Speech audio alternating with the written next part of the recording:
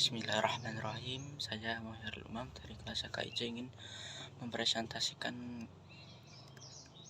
kelompok 10 mengenai tasrik periode keemasan, sejarah pembukuan fikih dan usul fikih. Pembahasan yang pertama yaitu mengenai pembukuan fikih. Fikih di sini pada mulanya merupakan fatwa para sahabat dan hukum peristiwa yang terjadi pada masa itu.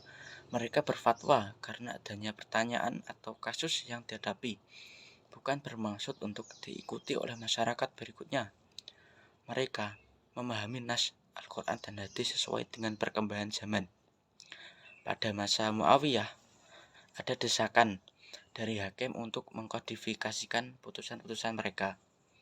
Permulaan hukum yang dibukukan adalah tentang pusaka yang diputuskan oleh seorang hakim dari Mesir. Fikih pada masa itu sudah diajarkan di masjid-masjid atau tempat-tempat tertentu. Masjid pada masa itu merupakan perguruan untuk belajar Al-Quran, hadis, fikih, dan bahasa. Dan mayoritas pelajar menghafal apa yang diajarkan gurunya.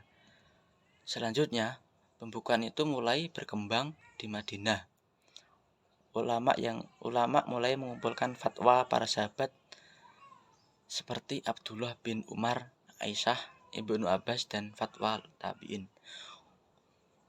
Selain itu, ulama Irak juga mengumpulkan fatwa-fatwa para sahabat, yaitu Ibnu Mas'ud dan Ali.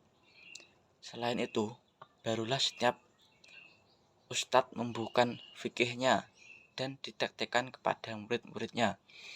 Kemudian tulisannya dibaca murid-muridnya, tetapi ada murid yang mencatat dalam bukunya apa yang diterima dari gurunya dan ada juga guru yang mengubah pendapatnya di tempat lain. Oleh karena itu, bisa jadi ada dua periwayatan yang masing-masing penulis menyandarkan apa yang didengar dari seorang imam kepada imam lain.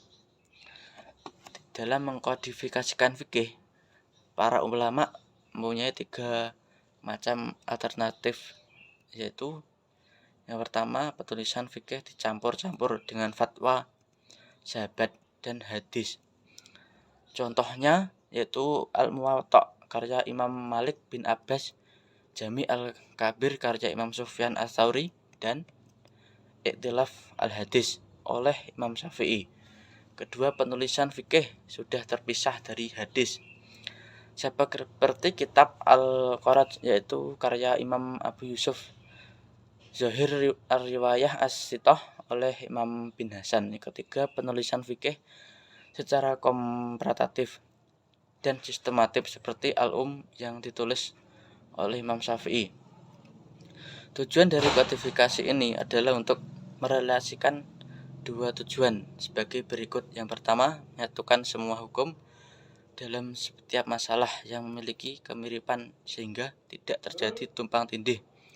Masing-masing hukum hakim memberi keputusan sendiri, tetapi seharusnya mereka sepakat dengan materi dan undang-undang tertentu dan tidak boleh dilanggar. Yang kedua, memudahkan para hakim untuk merujuk semua hukum fikih dengan susunan yang sistematik. Ada bab-bab yang teratur sehingga mudah untuk dibaca. Menurut jumhur ulama, Imam Syafi'i lah yang pertama meletakkan dasar usul fikih dengan kitabnya Ar-Risalah. Pembahasan yang kedua yaitu sejarah pembukuan usul fikih. Para ulama menemukan metodologi dan pengajian hukum baru. Ialah yang pertama, Imam Abu Hanifah menyusun metodologi hukum yang belum dirumuskan oleh ulama sebelumnya, yaitu Al-Ihtisan.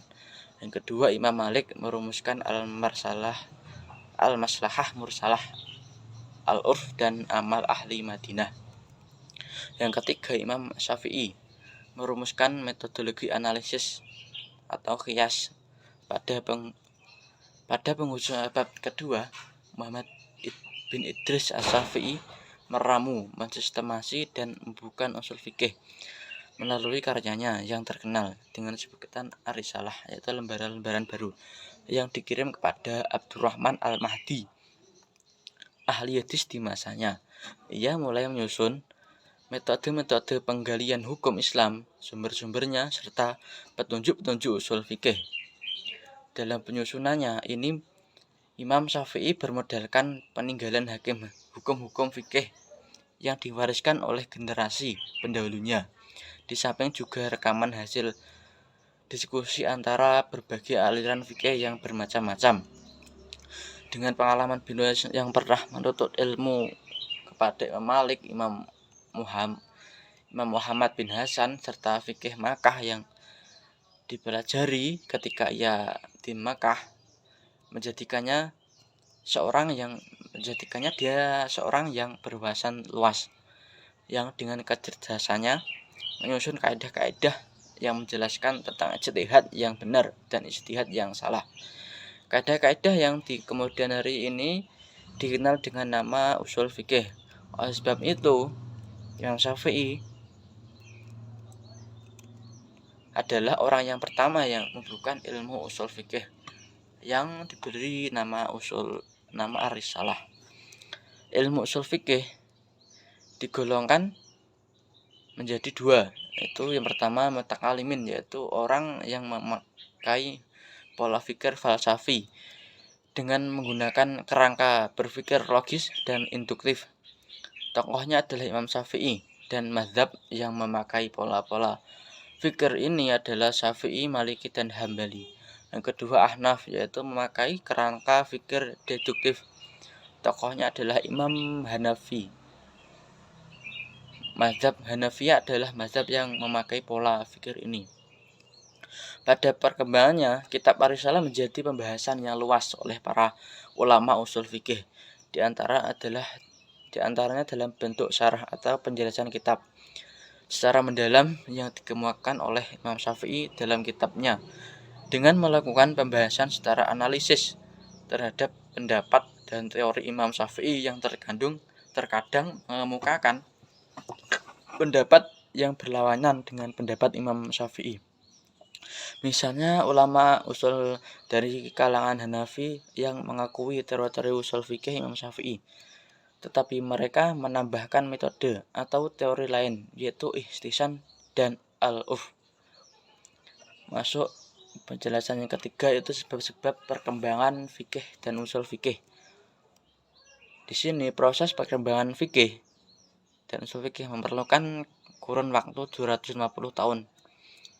Hal ini dinamakan periode kodifikasi karena pada periode ini gerakan tulisan dan pembukuan berbagai disiplin ilmu mengalami perkembangan yang pesat. Banyak bidang yang dikodifikasikan, terutama fikih dan usul fikih.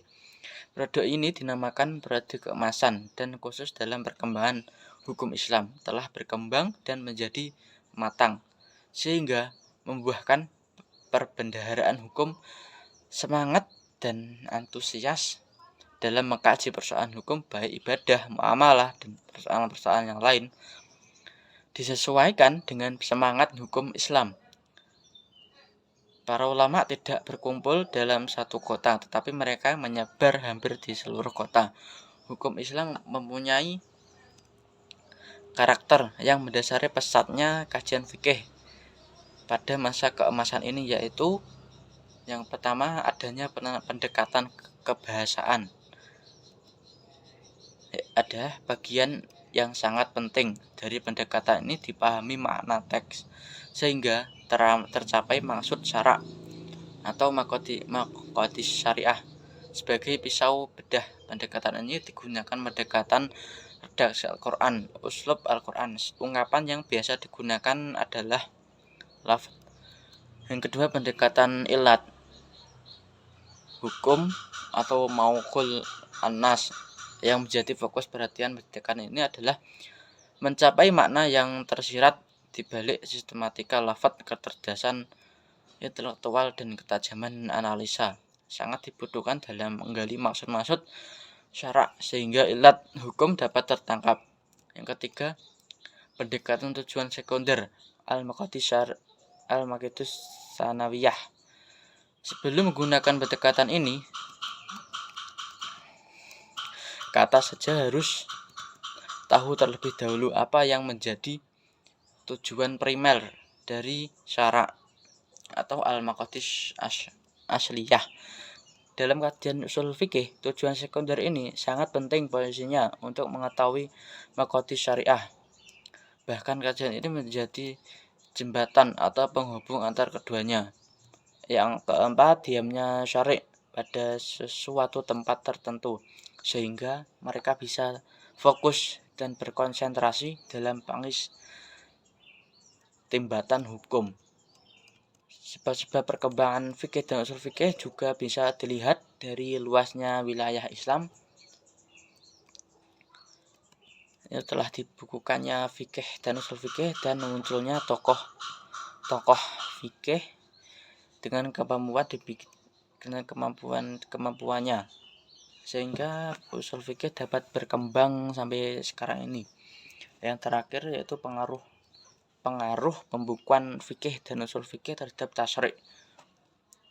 Ini terjadi perbedaan antara sebelum dan sesudah pembukuan usul fikih dan fikih, yaitu sebelum pembukuan ini para sahabat membatasi fatwa, menerangkan hukum yang terjadi, lebih banyak mengetahui Al-Quran dan Sunnah beserta sebab nuzul dan sebab urut. Di antara mereka terjadi perbedaan pendapat dalam menetapkan hukum secara kolektif dan individual. Yang terusnya adalah keadaan sesudah pembukuan fikih dan usul fikih, yaitu lahirnya fikih iftiradi. Fuqaha terdiri atas berbagai suku bangsa, tidak menyaksikan sebab nuzul dan sebab urut, tidak sama dalam menerima hadis. Meluasnya wilayah Islam yang menimbulkan permasalahan baru. Yang terakhir ijtihad. Hasil ijtihadnya diperdebatkan, sehingga tersusunlah kaidah-kaidah usul fikih dan mencegah pengikutnya untuk taklid buta. Sekian yang dapat saya sampaikan, kurang lebihnya saya mohon maaf. Billahi taufik wal hidayah. Wassalamualaikum warahmatullahi wabarakatuh.